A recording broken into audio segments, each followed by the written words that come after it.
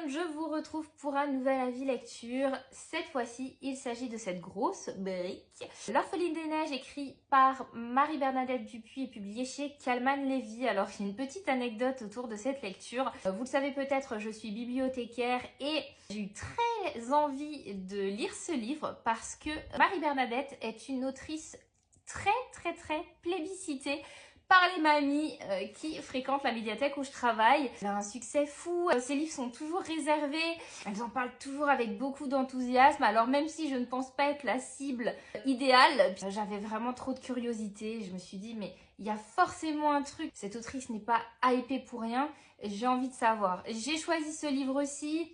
Alors je sais pas si c'était judicieux parce qu'il y a 6 tomes en tout, mais je me suis dit commençons par son gros best-seller et donc c'est celui-ci.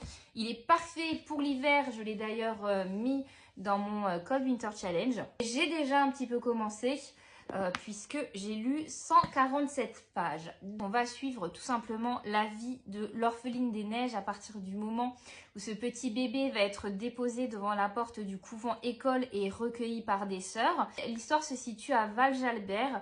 C'est un petit village situé près de Chicoutimi au Canada. Et il y a une histoire assez fascinante autour de Val-Jalbert.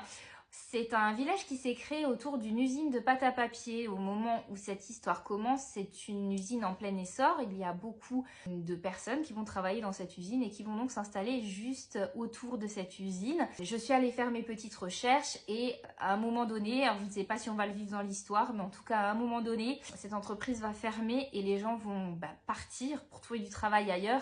Et aujourd'hui, Val-Jalbert est en fait un village fantôme au Québec que l'on peut visiter. J'ai trouvé ça assez fun d'avoir cette information en même temps que je lisais le livre.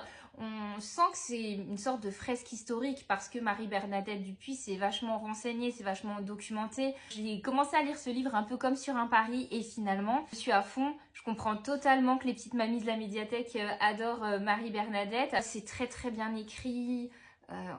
On lit 2 pages et on est dedans quoi. Donc hier soir j'ai lu, il s'est passé un truc très bizarre, j'ai pleuré.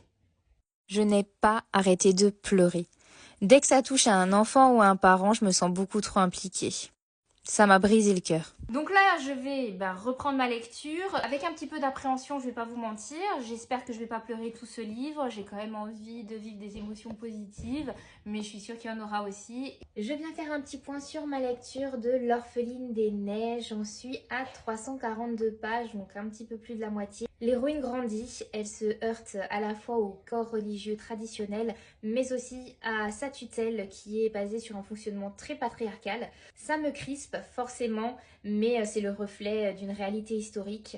En tout cas, Marie-Hermine est très touchante. Elle trace sa route entre ses rêves, ses ambitions et la recherche de ses origines. Je crois que je n'ai pas grand-chose à dire de plus sur ma lecture, à part que je l'apprécie beaucoup. Je prends un réel plaisir à lire ce livre et je pense que c'est le principal. Je vous retrouve pour conclure cette vidéo parce que j'ai enfin terminé l'Orpheline des Neiges. Ça m'a pris un petit peu de temps, mine de rien, même si j'ai lu avec régularité. J'ai beaucoup aimé ma lecture, je pense que c'est un coup de cœur. J'ai adoré suivre cette histoire d'un autre temps qui est très bien écrite et franchement ça a été une si bonne expérience que je pense lire le 2e tome et bien évidemment je vous en parlerai également. Je vous dis à très bientôt et en attendant je vous souhaite de belles lectures.